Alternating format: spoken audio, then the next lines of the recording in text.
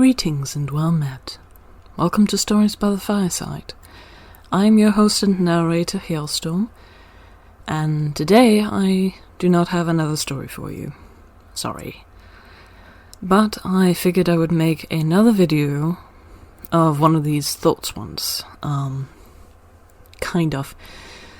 I actually wanted to talk a little bit about my life at the moment, and the reason why I have been a little bit behind in my videos and my video creations. So, I have been on welfare checks for just about 10 years, give or take, on and off. I have tried to work, and I have tried school, and I have tried a lot of different things. So, even through the municipality, and with a social worker, a couple of social workers actually. So I have been trying a lot of things over the years, many things. And just recently, very recently in fact, I was to one of the final meetings that I will have in combination with my case and with the social worker and with welfare checks and the system and all of that. And it was nerve-wracking. It was absolutely nerve-wracking. I was completely expecting one of the worst things to happen. I hoped, yes, but it's just a hope. I wasn't expecting the best outcome because of how my luck had been so far with everything that I had put thought and mind and blood and sweat and tears into had just fallen apart between my fingers. And I was expecting this to do the same. But I went in and I talked with them and I answered their questions. Just follow-up questions, apparently. And the best thing happened. I was given early retirement. And the way that works is, where I live at the moment, we have a system that allows you to retire early. You get a pension that is larger than the welfare checks. And you get that for the rest of your life, and they no longer bother you about work or school or anything like that at all. And this can happen if you meet certain criteria. One of them, or some of them at least, involve being physically disabled, for instance, that you're simply unable to work because you're unable to move. But other criteria also involves being mentally disabled in some fashion or another. And finally, my own handicaps, my own disabilities were recognized and believed. And it was such a relief. It was an absolute relief. I almost didn't make the video last week because of it, because I was simply so... I was frankly feeling like shit. Pardon my French, but I was feeling like shit because I had been so high-strung for the past 10 years or something like that. I have been fighting for so long, and now I no longer had to fight. I no longer have to fight. They recommended me for early retirement. It's still not decided yet. But getting through the recommendation phase is the most difficult part. The only reason I would not get the retirement for the next meeting, that I don't have to attend, thankfully, because I don't think I could. But when they had to decide, the only reason that I would not get the retirement is if someone doesn't read my case. That is more or less the only reason, because of the notes that have been written down and just the sheer volume of evidence given that I can in fact barely take care of myself. It is by sheer determination that I am taking care of myself, and by learning and experience over many, many years and watching my mother, and it is still extremely difficult for me to take care of myself. Something as simple as going grocery shopping can be absolutely harrowing for me because I don't have enough energy for it. I don't have enough mental space to go outside my very door. Some days are just like that, and there's nothing I can do about it. Absolutely nothing I can do about it. And it's frustrating. I hate it, I really do. It is frustrating. Especially when I haven't been able to buy in bulk because of my limited funds. And for a long time I didn't have a big fridge either, but that changed this Christmas, last Christmas, where my family came together and got me the funds for a bigger fridge, so now I can actually stock up on things. But I still need extra funds so I don't have to worry about what kind of money that I'm using. If only I had that, I would live a better life. And if I don't have the stress of needing to stand before these people in the municipality, in the system, and meet their expectations on being capable of working, or being capable of education, or just being a capable working person, a normal person, if you will, quote unquote. When those things suddenly fix themselves like this, out of the blue, that I no longer have to worry about standing in front of the system and having to convince them that yes, I am actually feeling like crap, and I am unable to do all of these things that you want me to do, and I'm sorry. I am sorry I cannot do what it is you're asking of me. Having that removed, and knowing that I will be just a bit richer, just enough to not survive but live comfortably, that is a massive difference in my life. And that is one of the reasons why I don't have a video for you today, because this is still running around in my mind and I'm still waiting for the last meeting. And I will know for sure on the 25th, so that's not too far off. And I just cannot wait. I am buzzing. I can barely sleep. And when I do sleep, it is light and restless, and I want it to be over. I really do. I want it to be over. I want to be able to relax for the first time in basically a decade. I want to be able to relax fully, that I no longer have to worry about anything at all. I truly do wish that I could work. I truly do wish that I could attend school.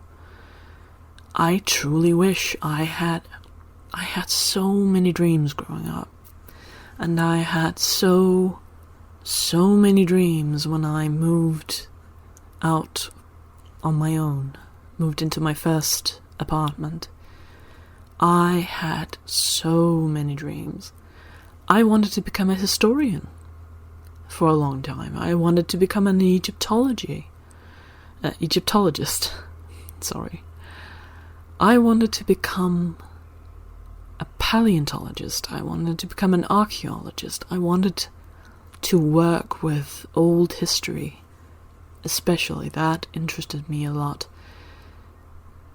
And I couldn't. I couldn't do the education that was necessary for it. I could barely finish the first year of a 3-year education. And when I finished it, the first time when I finished that, they told me that my grades weren't particularly beautiful. And they asked me if I could redo the year. And I was like, okay, sure. And it was even worse. And I was put to a special school with a special class for people like me with the diagnosis that I have. And it was a great school, a great class, wonderful classmates, lots of room, lots of stability, lots of help, lots of tools, and none of it worked. None of it worked. It was so bad. It was really, really bad. And I had to move back to my hometown because I needed to be closer to my mother, the support system, my family, everything like that. It was harrowing, and the pattern repeated itself since then. That every time I tried some kind of school or another, some kind of education, it would fall apart between my hands. I would be able to work with it for about 6 months, and then it would fall apart for some reason or another. It would just fall apart. 6 months, that was it. Then I couldn't do it anymore. I just couldn't. And then I tried a full-time job, and that didn't work either. It was great. I loved the job itself. It was wonderful. I had great colleagues, and I had a great time working with what I was doing. And it fell apart. I began getting stress migraines and just couldn't work, so they basically let me go. It was a temp job, but still, it felt like a slap to the face, because they had been booking me for a couple of weeks or more. I don't recall the exact, but they had been booking me constantly, or consistently, I mean, because I could actually work, and I was apparently good at what I did. But it was not enough. Being good at what you do is just not enough. And this wasn't enough. And I couldn't do it. I wanted to, bitterly. I wanted to. But I just couldn't. I just couldn't. And yeah, that's how it went, and I have been sitting doing nothing for years now. After that, I just stopped trying. I just stopped trying. I thought about doing many things since then, but none of it came to fruition. It was just thoughts. And it just ended there. It just ended there. There was nothing to do. It was just, yeah. So this has been a long time coming. It really has. And that is simply why I have been a bit spotty as of late. And that's just how it is. That's life for you. Life has a habit of just existing and doing things. Yes, that is very profound of me. But life has a habit of, well, stepping in and taking over sometimes. And that's just how it is. That's just how it is, and I am living with it. My sleeping schedule has been completely turned upside down, completely topsy-turvy. And this time, instead of being mad at it, I'm actually okay with it. I'm okay with it. It's fine now. Because there's a big, huge chance that it no longer has to matter. And I cannot wait until I know for certain that it doesn't have to matter. That I can just sleep as I damn well want to, and no one can tell me otherwise. That I can do whatever I damn well want to for once, and not have to worry about whether or not I should buy an ice cream when I am out on a hot day and have to go grocery shopping. Because I can use that money for later. That I no longer have to worry about buying a frozen pizza or 2 or 3 and having them in my freezer for the bad days when I really cannot at all take care of myself. That I no longer have to worry about having like a snack hoard for the bad days, that I can actually utilize some part in one of my cupboards and like make a basket with snacks, with chips and some chocolate and some mixed nuts and stuff like that, and have it in my cupboard for the bad days, so I know I will always have something in my home. I no longer have to worry about buying that and feeling guilty about it. I no longer have to worry about ordering a frickin' cheeseburger and feeling guilty about it, because I can use that money for something else. I no longer have to worry about buying clothes, but buying new clothes just because I think they look nice. Some of my clothes are over a decade old because going out to buy new clothes, why should I? I have this t-shirt that I was wearing in my teens. I can still use it. It was oversized then and still fits me now, so it's perfectly fine. Why should I trash it? Because I don't have enough money to buy a new one anyway. That's how it's gone. It's very, very expensive to be poor. Very, very expensive. Because you cannot afford to buy new, good things. You can't. You simply can't. You can't afford to buy new things. You have to buy the cheapest alternative you possibly can find just to have enough money for more things.